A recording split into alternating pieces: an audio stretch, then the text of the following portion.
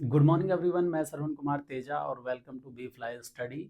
पिछली क्लास में हमने सेक्शन 14A को कवर किया था। सेक्शन 14A किस बारे में बताता है? वो बताता है टेक्निकल कंसल्टेंसी के बारे में। और ये है सेक्शन 15, ये भी बहुत इंपॉर्टेंट सेक्शन है, तो इसको आज कवर करेंगे हम क्या है। और चूंकि ये बहुत ज़्यादा प्रैक्टिकल है, दोनों सेक्शन सेक्शन 15 और 15A दोनों ही सेक्शन बहुत इंपॉर्टेंट है और प्रैक्टिकल है, आप इससे रिलेट कर पाओगे बार बार, है ना। तो समझते हैं क्या है।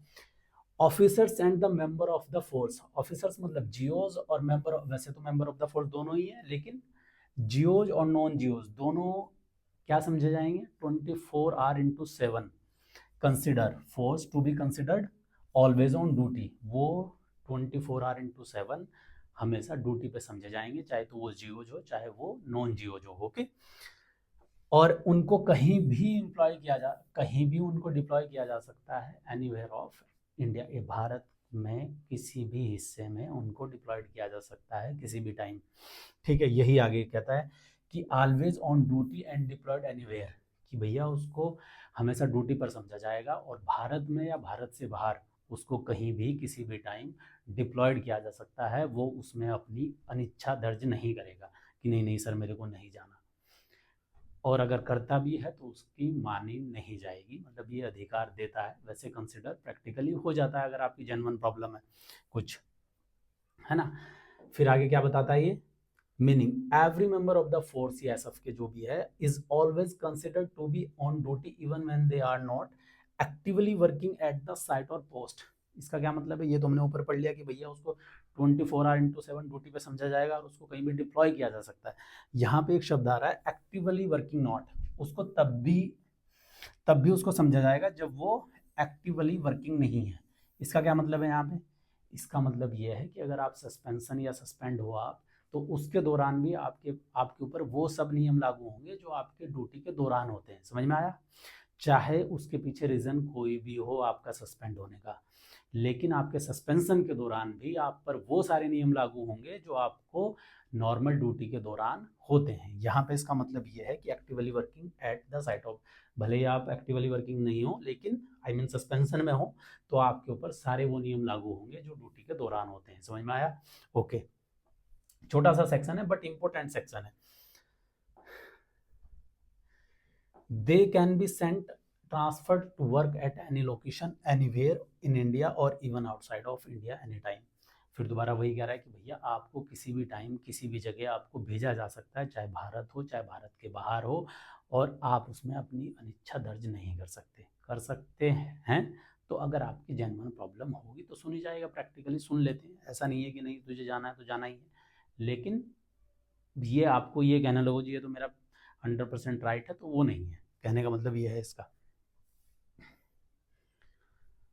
हाँ, दूसरा रीजन क्या है कि भैया इसमें क्या कह रहा है कि आप ये भी क्लेम नहीं कर सकते कि मेरी 8 घंटे की ड्यूटी है, या मेरी फिर वहाँ पे अगर आपको कहीं पे ट्रांसफ़र किया जाता है या आपकी कहीं पे मतलब पोस्टिंग होती है और वो बहुत डेंजरस इलाका है, तो वहाँ पे आप ये क्लेम नहीं कर सकते सियासत में कि नहीं सर वो तो बहुत खतरनाक है मैं नहीं जाऊँगा, क्योंकि चूँकि आप फोर्स मेंबर हो, जो नियम दूसरों पे लागू होते हैं वही आप पे होते हैं, जो सैलरी आपको मिलती है वही दूसरों को मिलती है, तो कोई ना कोई तो जाएगा वहाँ पे। तो इसीलिए आप ये क्लेम नहीं कर सकते कि भाई मेरे को नहीं जाना, वो डेंजरस है, या वहाँ पे सुविधा कम है, या वहाँ पे कम्युनिकेशन नहीं हो पाता, या फिर आवागमन की जो व्यवस्था है वहाँ पे अच्छी नहीं है। तो आप इस तरीके का कोई भी बहाना नहीं बना सकते, और ना आप ड्यूटी के लिए कह सकते कि नहीं जी 8 घंटे की ड्यूटी मैं तो 8 ही घंटे करूँगा, या 10 घंटे या 12 घंटे कैसे हो गई। समझ में आया? चलो वेरी गुड।